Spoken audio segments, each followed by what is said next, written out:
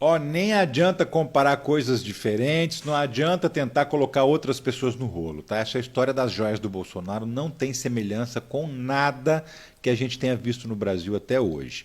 Ah, mas e os containers de presentes que o Lula levou embora? E a Dilma? Então, o argumento é sempre esse, né? E o Lula? E o PT? E a Dilma? Mesmo assim, vamos falar disso, vai, dos presentes que os presidentes recebem. Então, ó, já senta o dedo no like aí, engaja comigo e vamos nessa. Seguinte, as regras sobre os presentes para os presidentes nem sempre foram iguais.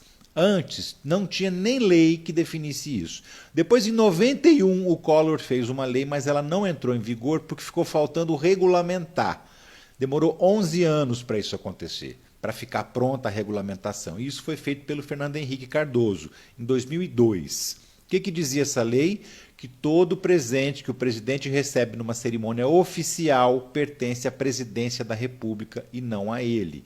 As exceções são os chamados presentes de caráter personalíssimo. Por exemplo, uma camiseta, um sapato, um quadro com a cara do presidente pintada.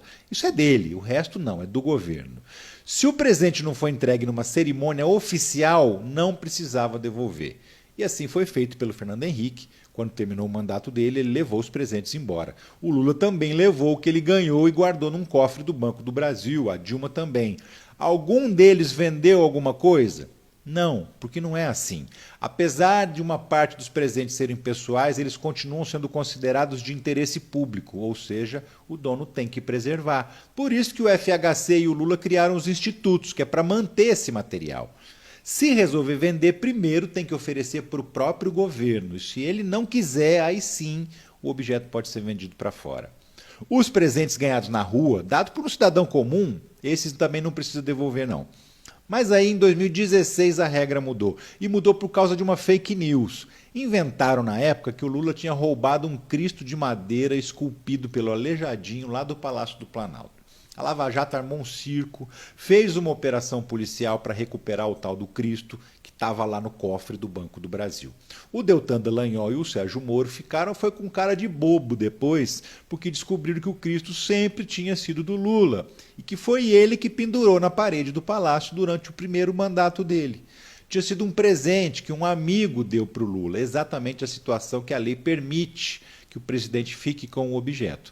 Aí a polícia teve que devolver o Cristo para o Lula, inclusive ele está lá na parede do palácio de novo, ele recolocou lá agora nesse terceiro mandato. Mas como eu estava falando, em 2016 a regra mudou.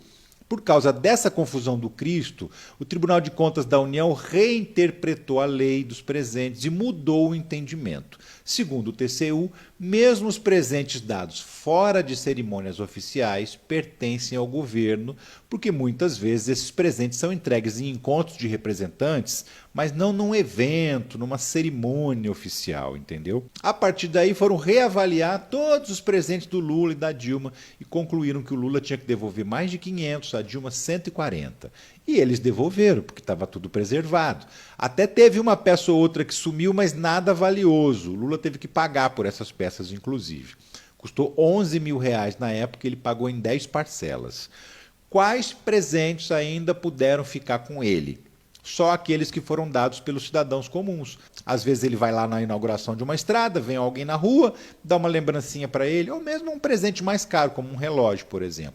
Nesse caso ele pode ficar. E desse jeito, inclusive, o Bolsonaro ganhou centenas de presentes. Bichinho de pelúcia, pedras semipreciosas, relógios, camisetas, quadros.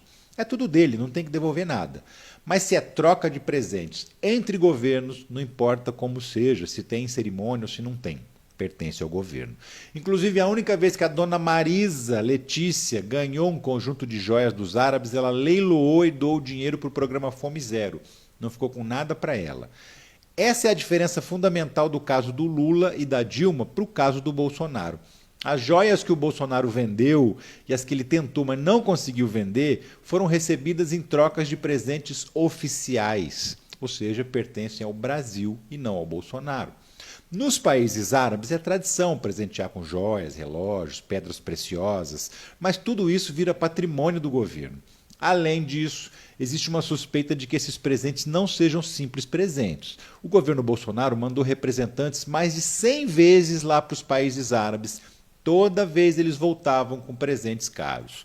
A suspeita da Polícia Federal é que esse monte de joia seja propina pelo desconto da venda de uma refinaria da Petrobras.